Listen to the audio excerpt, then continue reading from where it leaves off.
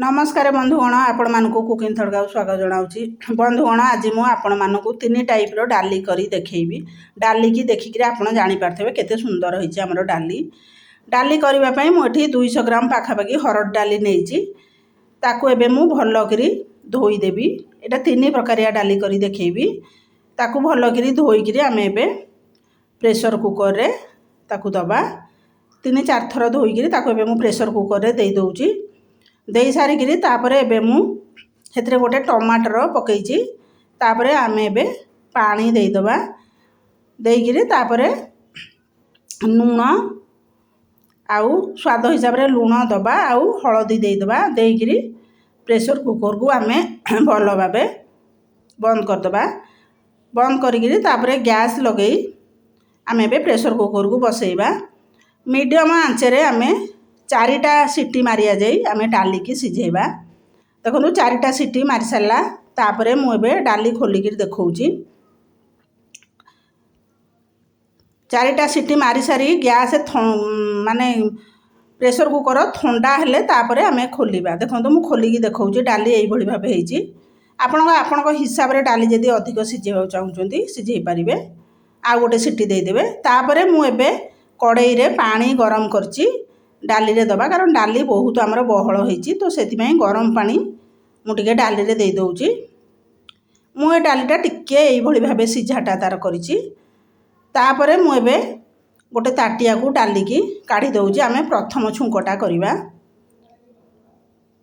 सेथिरे मु हाफ चामच चीनी दे दौची। चीनी देकी तापरे आमे डाली तड़का मारिबा। सेतिपई मु गोटे चामच घिओ नेइची वनस्पति घिओ।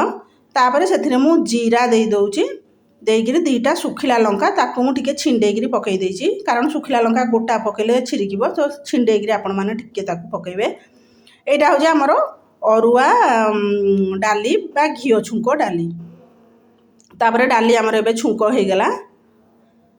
तापरे मु एबे ताकू भलकिरी गोळेइकिरी आमे अजाडी दबा। एटा हम प्रथम डाली तड़का हे गेला।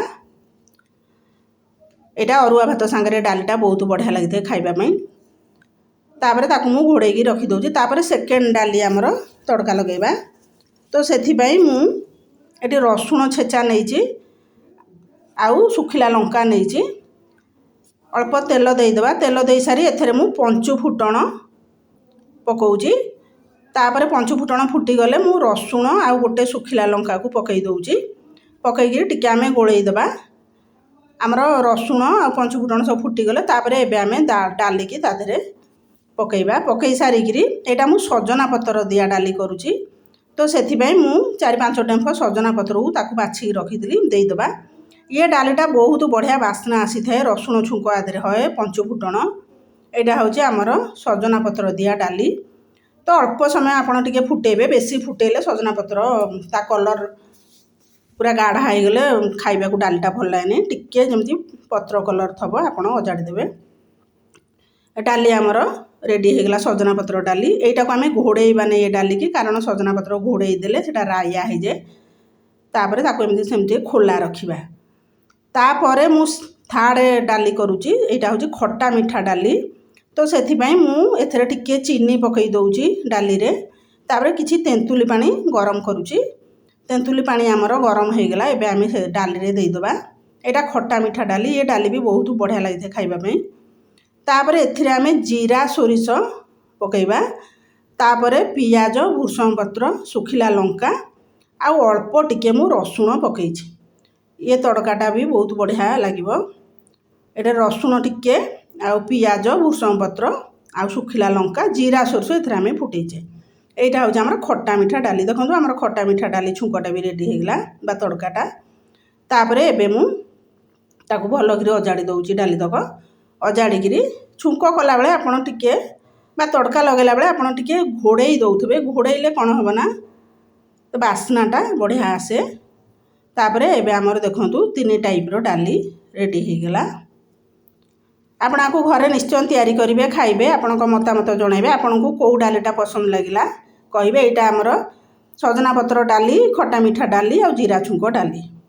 आपण को कौ डालीटा पसंद लगिला आपण मतामत जनइबे। आ मो चैनल को सब्सक्राइब करेंगे। এইଭଳି ନୂଆ ନୂଆ ଭିଡ଼ିଓ ଦେଖିବା ପାଇଁ ପ୍ଲିଜ୍ ମୋ ଚ୍ୟାନେଲକୁ ସବସ୍କ୍ରାଇବ୍ କରନ୍ତୁ। ରହୁଛି, ଧନ୍ୟବାଦ।